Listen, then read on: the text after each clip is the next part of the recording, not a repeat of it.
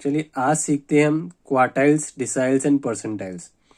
जैसे हमने last classes में मीडियन सीखा था, सेम मीडियन की तरह इसमें फॉर्मूला होता है। अब क्वार्टाइल्स है क्योंकि क्वार्टर से रिलेटेड होता है, तो यहाँ पे एन को 4 से डिवाइड करा जाएगा। क्वार्टाइल 3 निकालना है तो 3 आगे लग जाएगा। फॉर्मूला सेम रहेगा मीडियन वाला ही जो हमने सीखा हुआ है, तो 3n/4।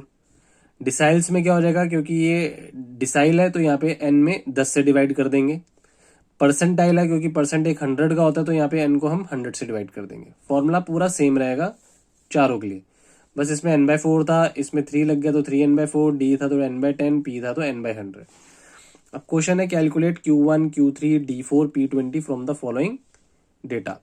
क्लास इंटरवल आपको दिया हुआ है 0 से 10 से लेके 40 से 50 तक, फ्रीक्वेंसी आपको दी हुई है ये। सबसे पहले हम CF निकाल लेंगे। CF आपको पता है क्यूमुलेटिव फ्रीक्वेंसी कैसे निकलता है। सबसे पहले 3 में 5 जोड़ो 8 में 7 जोड़ो 15 में 5 जोड़ो 20 में 10 जोड़ो 30, तो क्यूमुलेटिव फ्रीक्वेंसी आ गई आपके पास। अब हमें चारों चीजें निकालनी है, कैसे निकालेंगे। सबसे पहले n/4, क्योंकि क्वार्टर निकालना है तो n/4, तो n कितना आया था मेरे पास 30, जो लास्ट CF का टोटल होता है वही n होता है। 30 डिवाइड बाई 4 7.5। अब 3n/4 निकालना है तो 3n/4 30 इंटू 3/4 कितना आ गया 22.5। n/10 निकालना है क्योंकि यहाँ पे n/10 है, तो 30 डिवाइडेड बाई 10 कितना आ गया 3। लेकिन यहाँ पे क्वेश्चन में देखना मुझे D4 निकालना है, तो D4 का मतलब होता है जो आपने n/10 निकाला, जो आंसर आया, अब उसको 4 से मल्टीप्लाई करना पड़ेगा।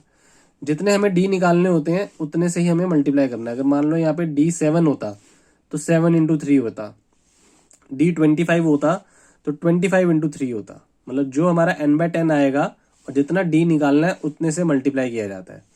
अब जैसे यहाँ पे P20 है तो n/100 हमने करा 0.3 आया, लेकिन P20 निकालना है तो 0.3 को 20 से मल्टीप्लाई करना पड़ेगा, 6 आ गया।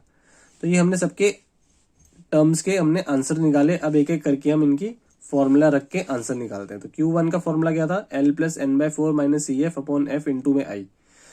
अब Q1 कितना निकला 7.5।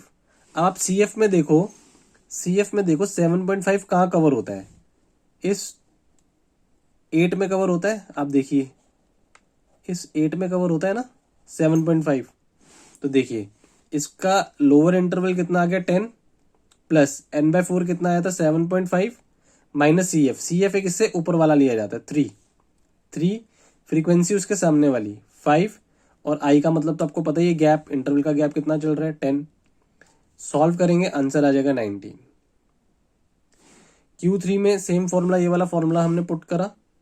अब Q3 कैसे निकालेंगे, क्योंकि यहाँ पे आया 22.5। अब आप CF में देखो 22.5 कहाँ आता है, 22.5 आपका कहाँ पे आएगा, 30 को कवर करेगा, तो आप ये वाला करोगे।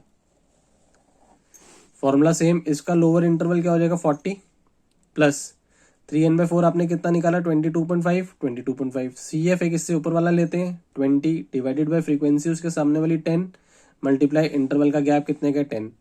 सॉल्व करोगे आंसर आ जाएगा आपके पास।